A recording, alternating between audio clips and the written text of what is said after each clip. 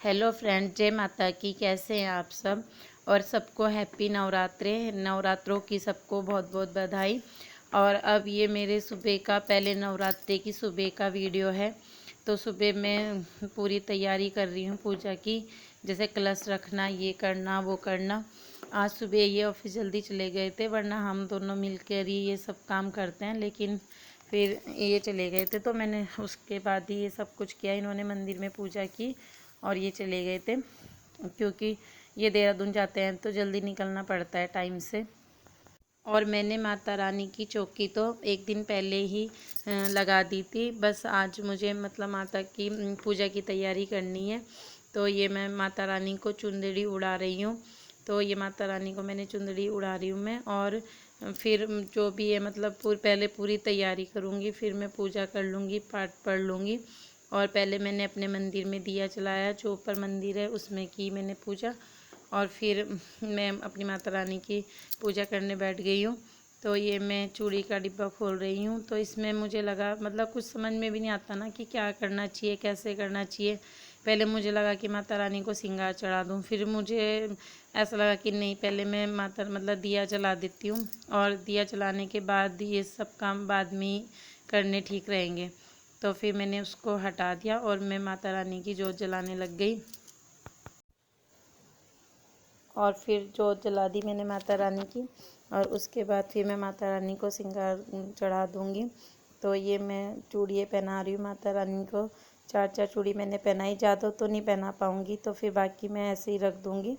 और फिर उसमें मैं जो भी लाई थी पूजा का सामान, वो सब मैं इसी डिब्बे में करके रख दूँगी। और देखिए फिर मैंने अपनी पूजा कैसे की। और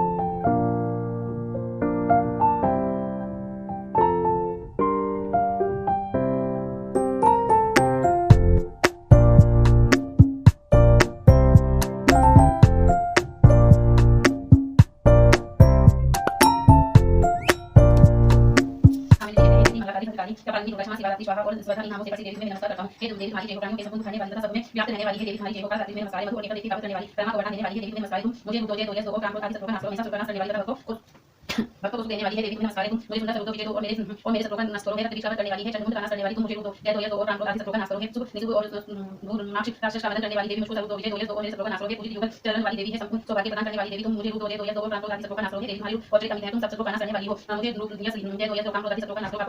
और अभी मैंने दुर्गा माता का पाठ पढ़ा था। दुर्गा सप्तमी की बुक पढ़ती हूँ मैं। तो पूरी एक दिन में तो नहीं पढ़ पाती, थोड़ी थोड़ी करके पढ़ती हूँ डेली डेली।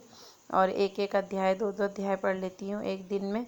और ये पत्ते हैं, तो इन पत्तों से मैं टोकरी बनाऊँगी जौ बोने के लिए। तो 2 साल से मैं, पिछले साल भी मैंने इन पत्तों से ही टोकरी बनाई थी जौ बोने के लिए। और इस बार भी मैं इन्हीं पत्तों से इन्हीं पत्तों की टोकरी बनाकर जौ बोऊँगी। और पहले मैं वो लाती थी, जैसे बाज़ार में मिलते हैं ना जौ बोने के लिए, तो मिट्टी के जो बर्तन मिलते हैं, तो उनमें ना छेद नहीं होता है। तो फिर उनमें हम पानी डालते हैं तो निकलता नहीं है ना, तो मुझे ठीक नहीं लगे। तो फिर अब मैं काफ़ी 1-2 साल से उसे नहीं ला रही हूँ। फिर मैंने टोकरी में भी जौ बोई, फिर टोकरी में भी ठीक अच्छी जौ उग जाती है।